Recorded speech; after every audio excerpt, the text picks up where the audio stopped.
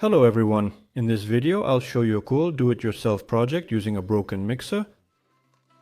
So let's start disassembling it. We unscrew the screws and take out the motor. It's the motor that burned out in this mixer.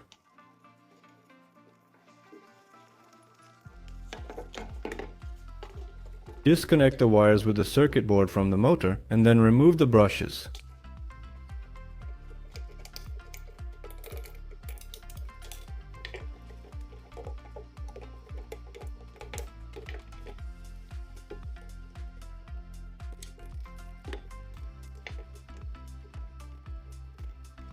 Now we take out the 3 flat springs that hold the motor to the housing.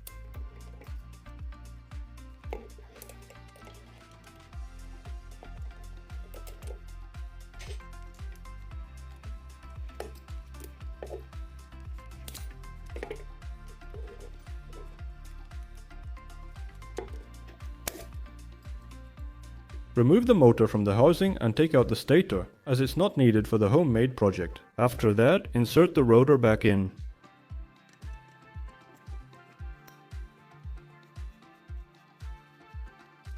Next, drill out the gear bushings with a 6mm drill bit.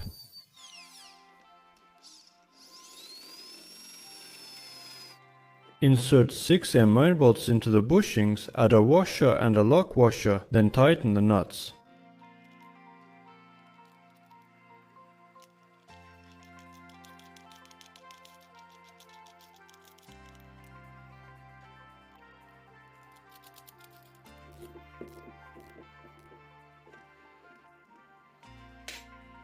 To prevent the bolts from turning inside the bushings, you need to drill them and then insert a cotter pin.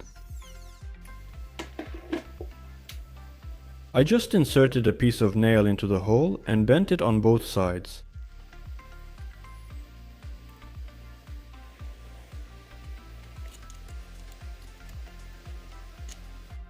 We take the rotor out of the housing and among the various gears we pick a small pulley. I made a hole in the pulley to fit the shaft diameter. Now we put it on and secure it with super glue.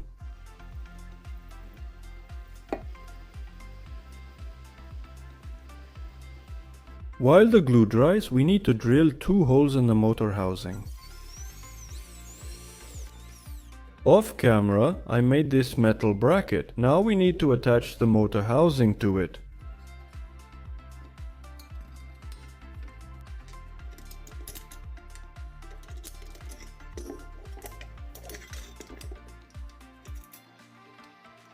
Be sure to use lock washers so that the nuts don't come loose during vibration. Next, we need to rivet a fiberglass laminate onto everything.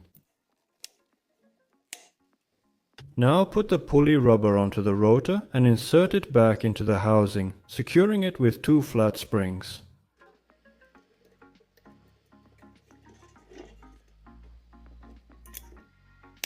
Drill several holes in the fiberglass laminate to attach 3 more parts. Attach the 2 bolt clamp to the fiberglass laminate.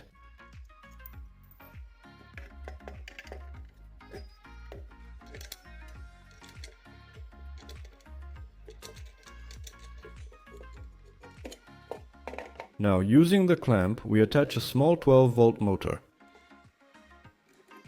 Tighten the 2 screws and then put the belt on the motor pulley.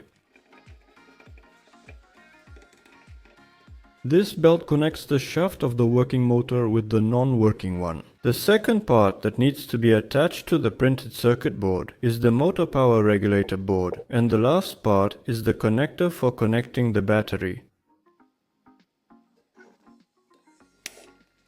We solder wires to the motor and connect it to the board and the connector. Off camera, I made another part. This plate has 2 holes and a rod welded with a size 6 nut attached to any mixer screw. Now let's connect a 12-volt battery and check how all of this works.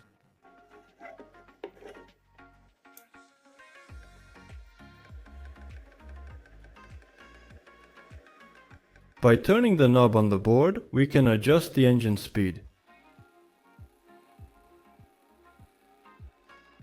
Everything generally works as intended. Next, off camera, I made another small bracket with 2 slots for the homemade device. And the last part you'll need is a skewer like this, which I welded from a chrome rod. Well, now let's light the grill and move on to testing the homemade device. By now, many of you have probably realized this is an electric rotisserie for the grill. One side has a motorized bracket attached to the grill and the other has a bracket with 2 holes. Then the skewer is inserted. After that, you connect a battery or a power bank and set the desired speed.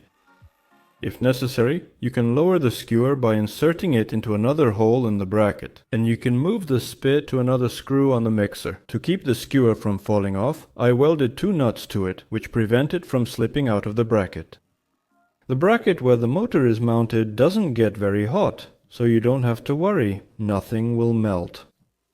Overall, the homemade device works great. If you like this video, give it a thumbs up, leave a comment, and subscribe to the channel. Thank you all for watching, and goodbye.